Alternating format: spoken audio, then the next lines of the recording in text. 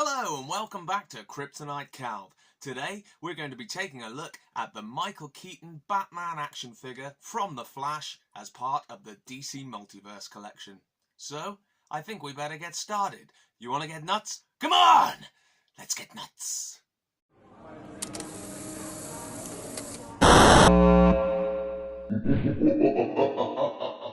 I am a huge Batman fan.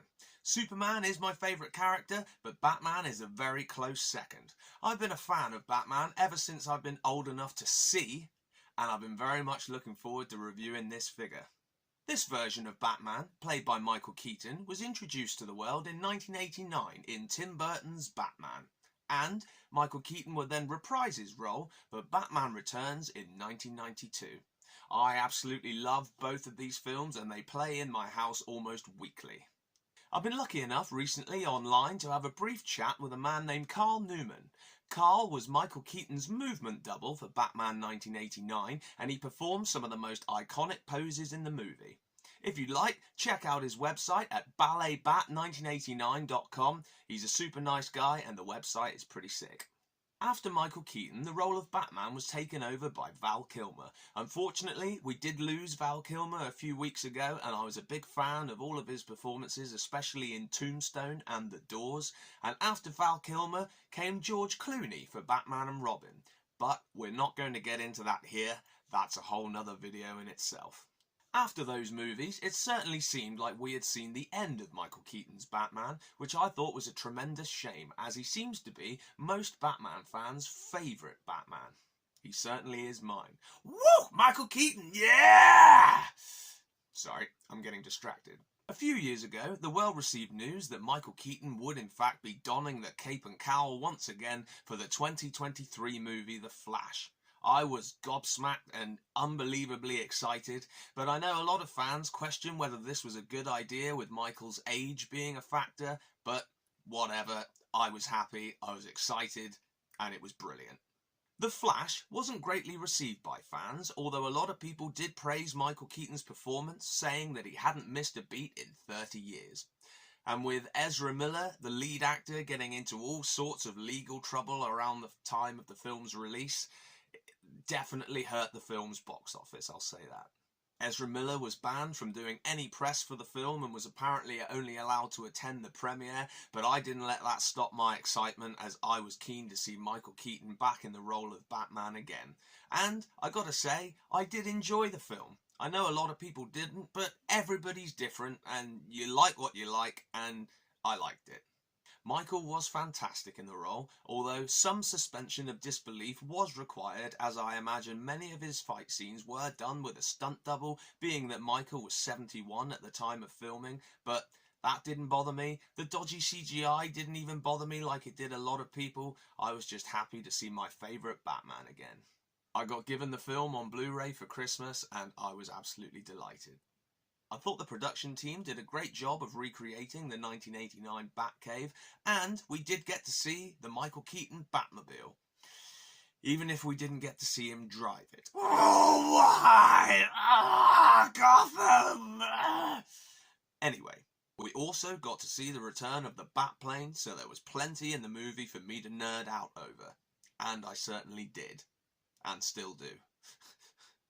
The movie had some awesome fan service with Michael Keaton once again uttering his famous line, "You wanna get nuts? Let's get nuts." That's a nice touch right there. Woo! We also got to see Wayne Manor from the Tim Burton films and a whole bunch of bat suits that we'd never seen before. It was magical. Michael Keaton indeed hadn't missed a beat, and it was interesting to see his version of Batman team up with other DC heroes like The Flash and Supergirl, and it was great to see Michael Shannon return as General Zod, the character he'd played in 2013's Man of Steel. Batman had a new upgraded batsuit for the movie, and apparently, due to the original costume being so restrictive, the production designers on this film actually made his new suit more flexible. This prompted Keaton to return and actually tell them, could you make it a bit stiffer? You can't make this stuff up. Fans got to see the glider feature of Batman's cape, just like we saw in Batman Returns when he bailed off the top of that rooftop, and it was good to hear Danny Elfman's Batman theme played multiple times throughout the movie. Originally, when Michael Keaton was cast as Batman in the 80s, people were not happy.